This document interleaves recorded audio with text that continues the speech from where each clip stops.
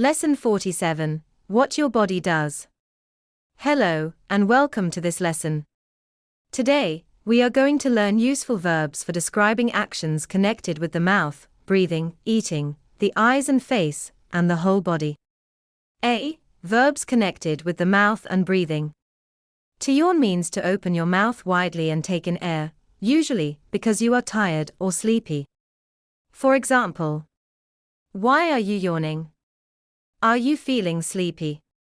To sneeze means to suddenly force air out through your nose and mouth. Dust often makes people sneeze. For example, dust often makes me sneeze.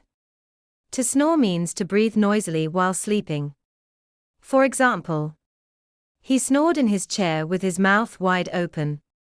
To cough means to force air suddenly out of your throat. This often happens when your throat is irritated. For example, it was so smoky in the room that he could not stop coughing. To sigh means to breathe out slowly and audibly, often because you feel relieved, disappointed, or tired. For example, she sighed with relief when she heard that the plane had landed safely. When you are out of breath, you are breathing quickly and with difficulty, usually after physical activity. For example, I ran for the bus, and now I am out of breath. To take a deep breath means to breathe in a large amount of air. For example, he took a deep breath and jumped into the water. To hold your breath means to stop breathing for a short time. For example, how long can you hold your breath underwater? B. Verbs connected with eating. To chew means to break food into smaller pieces with your teeth before swallowing it. For example, my grandmother used to say that every mouthful should be chewed 10 times. When your stomach rumbles, it makes a low sound, often because you are hungry. For example, it is embarrassing when your stomach rumbles during an interview. To swallow means to move food, drink, or medicine from your mouth down your throat. For example, take a drink of water to help you swallow the pills. To suck something means to hold it in your mouth and draw its flavor or liquid from it. For example, in an aeroplane, suck a sweet to stop your ears from popping. To lick means to move your tongue across something. For example, the cat licked the bowl clean. To bite means to cut or press something with your teeth.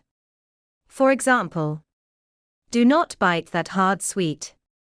You may damage your teeth. C. Verbs connected with the eyes and face. To wink means to close one eye briefly, often as a friendly signal or joke. For example, he winked at me across the room to try to make me laugh. To frown means to bring your eyebrows together because you are worried, confused, or unhappy. For example, why are you frowning?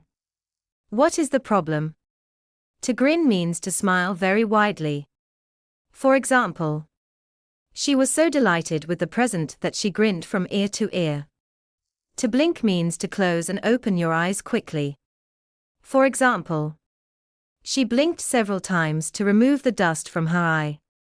To blush means to become red in the face, because you feel embarrassed or shy. For example, he blushed with embarrassment when she smiled at him. D. Verbs connected with the whole body. To sweat means to produce liquid through your skin when you are hot, nervous, or physically active. The more formal verb is perspire. For example, when it is hot, you sweat or perspire. To shiver means to shake slightly because you are cold, frightened, or ill. For example, look at him. He is so cold that he is shivering. To tremble means to shake slightly, often because of fear, nervousness, weakness, or too much caffeine. For example, my hands tremble when I have been drinking too much coffee. To shake means to move repeatedly from side to side or backwards and forwards. For example, she laughed so much that her whole body shook. Language help, verb and noun forms. All the verbs in this lesson are regular except shake and bite. The past tense of shake is shook, and the past participle is shaken. The past tense of bite is bit, and the past participle is bitten.